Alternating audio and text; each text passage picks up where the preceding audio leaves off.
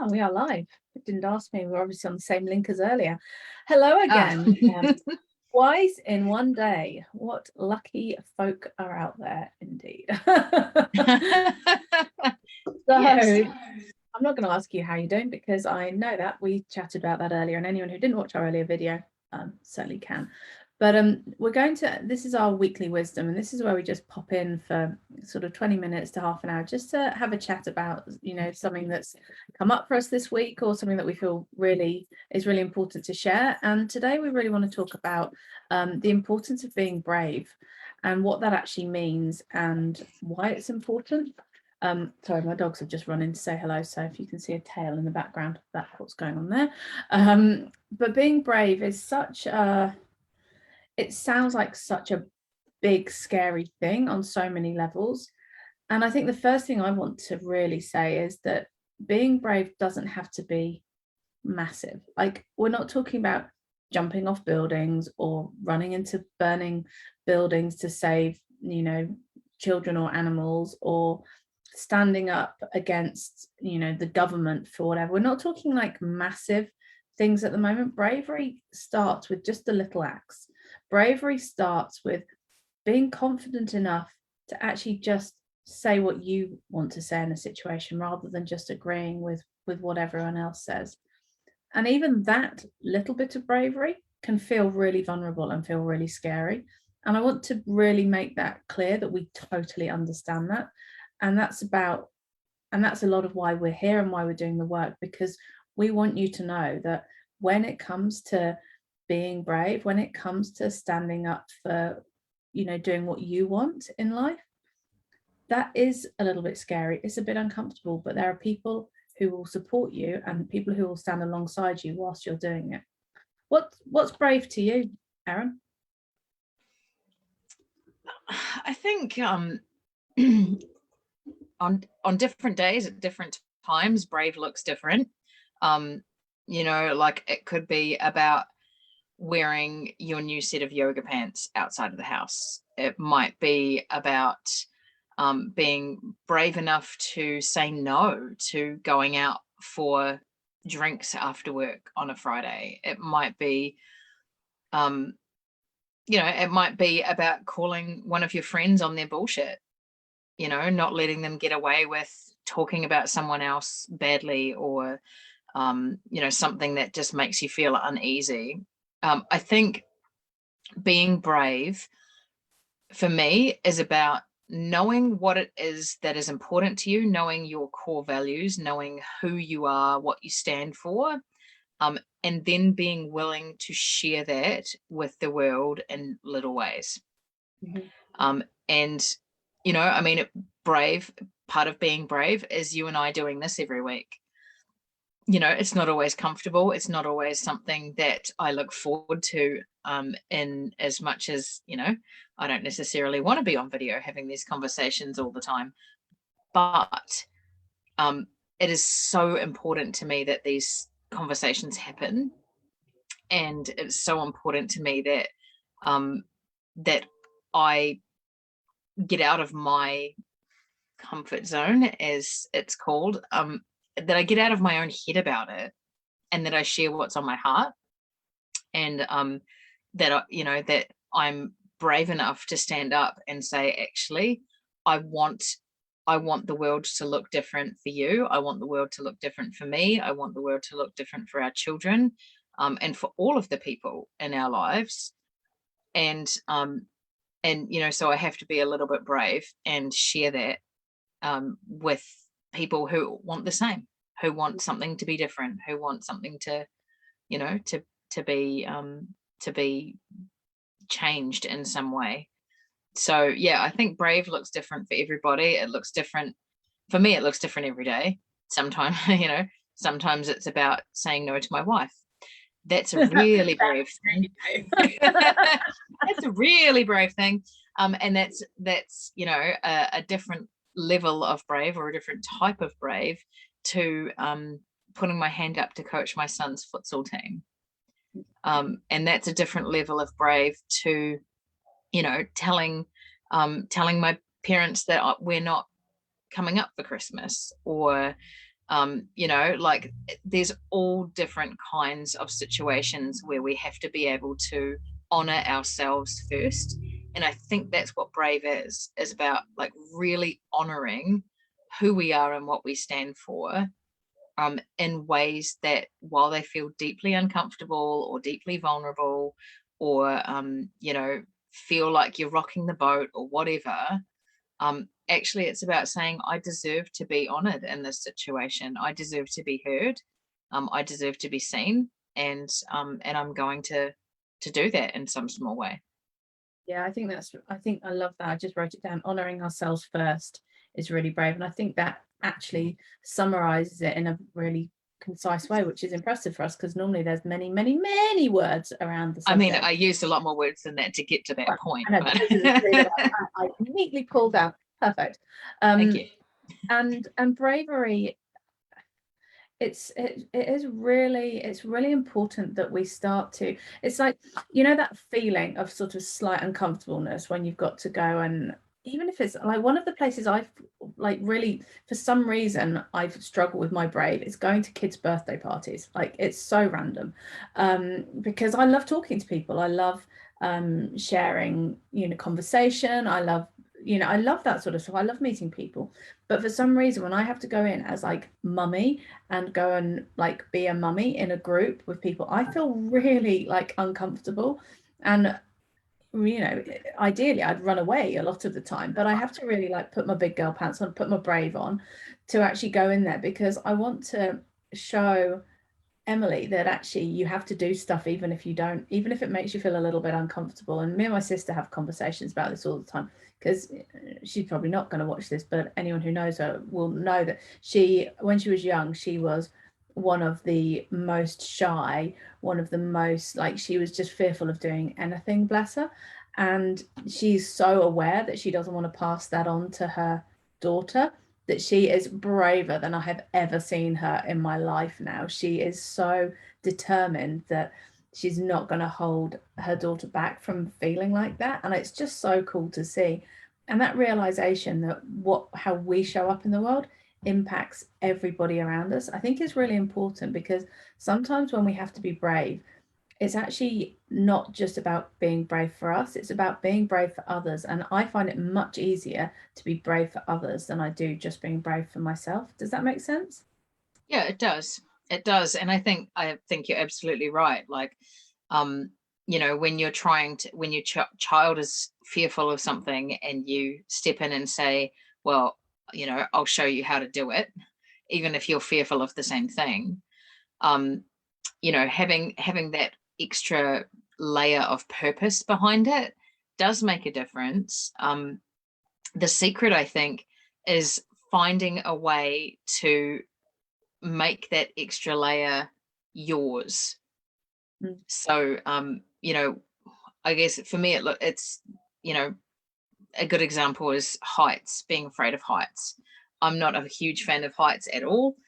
My children are terrified of heights. So, you know, there's been times where I've had to get really deeply uncomfortable and start, you know, climbing a wall or whatever, to show them that actually it's not as scary as they think it is. But also, like, I've had to do it for me to show that actually, like, it's not as scary as I think it is. And when we can connect with that, like our own version of it, and really tap into that layer of brave that comes for us, then I think that that's when we start to experience the true bravery that that will change the world for us.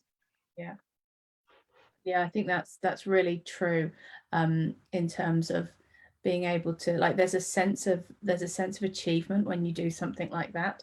And it only has to be little to feel different, but Yeah. that just that little shift. And I always say, and I know we talk about this a lot, that when you are looking to make changes in life, it can be really tempting to go for the big fuck off changes, like, you know, sort of throw everything at it. But actually, in order to really have success at it, it makes sense to take it slowly and just sort of build it up, like brick by brick, because that's going to be much more likely to last than if you go all in. There's a lot more sort of fear around that whole, like, going completely at it. Whereas if you can start to do a little bit at a time, you start to build up that evidence that it's okay. You start to create a narrative in your mind that next time when the step is a bit bigger and the gap is a little bit wider that you have to get over, you've actually already got 3 or 4 steps of achieving it and success. So that's much easier to believe that it's possible. So I think it's really important that we acknowledge that it does take some time to do this. And a lot of what we talk about is, yeah, it's good having end goals and things to aim for, but at the same time, it's really important to enjoy the process of getting there, because otherwise you get there and you're like, oh, what the fuck now? Oh, what have I got to aim for next? Whereas if you can actually enjoy the process, then if the process takes you on a sort of slightly more winding route, that doesn't matter. It's actually all part of the journey, and it's all part of your expansion and your growing and your learning. So taking those little steps is great. And I always remember reading a book, I think it might have been James Clear actually, with Atomic Habits, and he talks about if you can just do a little bit at a time.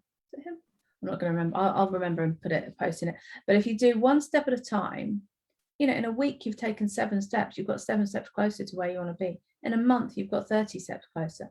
In a year you've got 365 days, 5 steps closer. Like, those add up. They really do make a difference in time. So I think if we can just sort of take ourselves back a step sometimes and just take it slowly, it can be really powerful to make those changes and to become braver in a much easier way. Yeah, it's about energy as well, right? Like, the old saying of what we focus on grows, or where we put the energy grows. And if we put the energy in that fear, if we put the energy in that sense of not wanting to I guess do something, or we're concentrating so much on why it's a big thing, that's where the energy is going to grow. Yeah. But if we reframe it and we say, okay, so this is the situation, but actually I'm just going to focus on stepping up and saying I disagree. Yeah. Or I'm going to focus on going to the thing and actually just finding something about it that I've enjoyed. Yeah. Like, when you put the energy into that, when you put the energy into being brave instead of being fearful, then the brave is what grows. Yeah. And that allows us, if you go back into that sort of wounded and sacred energy, the wounded energy is that fear, right? That's the shadowy bit that says, oh, you don't really want to do that. Yeah. And if you put the energy into that sacred energy of, I'm going to do this, and I'm going to do it in a way that maintains my feeling of safety. Yeah. But that pushes me forward and helps me grow in a meaningful way. That's where the energy is going to grow. That's what's going to serve you. And it allows you to then come back. You can go home and freak out about it for the next 4 days if that's what you need to do, right? As long as in that freak out process, you're going through that evaluation of what felt good about it, what didn't feel good about it, where does that come from? And really going through that process of working out what came forward for you, what served you, what didn't, and then going about it the next time from a place of more certainty around how to do it, what is going to serve you, and what you're already equipped with that's going to make it okay. Yeah, absolutely. I think you've really summed that up really neatly, and I do believe brave is something that is also very much classed as a boy thing. Boys are described as brave. Girls aren't often described as brave, and I think that's something that societally we have to really start to shift how we, what words we use where. So I always try and tell my girls how brave they are, but in a really like positive. It's kind of like brave for girls is if you do something not even that big, whereas boys are brave as a like they're treated differently, the words for different people. And I think it's really interesting when you start to explore that sort of like the sort of narratives that we're so used to living with, that when you actually question them, you suddenly go, what, how, what, why is that? Yeah, I mean, I think you're right. I think brave is not seen as a desirable trait in women and girls. It's and in part I think that's to keep them small. That's to keep them where they belong, if society is to be believed. It's part of that oppression that women and girls face, where they're told, your place is in the home, inside those four walls where we can control what happens. And actually, so bravery isn't something that is seen as desirable. It's not something that's encouraged. And actually, like, you're right with your girls, like, it's totally about telling them, like, being brave isn't about going out and slaying the dragon. Sometimes the dragon is inside you and you have to slay that. And sometimes being brave is just about nurturing that thing inside you that says, I want more than what I have. It looks different for everybody. For some people, like I said, for some people it's about wearing their yoga pants out in the community, or being brave enough to change their hairstyle and wear what they want to wear. And really relate to the yoga pants one. I definitely had a thing last summer where I decided I want to wear like dresses, like flowery dresses, and that I felt deeply uncomfortable the first few times I wore them out, and then I kind of got over it, and I was thought, actually, this is so for me. This isn't about what anyone else thinks. No one else is even really looking at me. This is purely about how I feel, and there's nothing cooler than wearing a floaty dress and like being all prancy around, and my girls love it. So it was, but actually just doing it, like, a lot of the time you actually just have to do it. Like, we can talk about it and we can philosophize about it, and we can decide what the potential outcomes are, and we can make up all of the stories that we want, but actually sometimes you just have to do it. You just have to put yourself out there, and if it doesn't work, actually that's okay as well. You're allowed to change your mind. You're allowed to do things differently.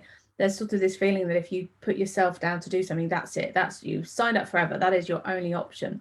And being able to realize that you're not on the right path, or realize that you're not going in the direction that you want to, is equally brave. It's like that weird thing, when you're walking along the street and you suddenly realize you're going in the wrong direction, and it always feels really weird and awkward, like turn around and just go back the other way. Think, why is that so weird?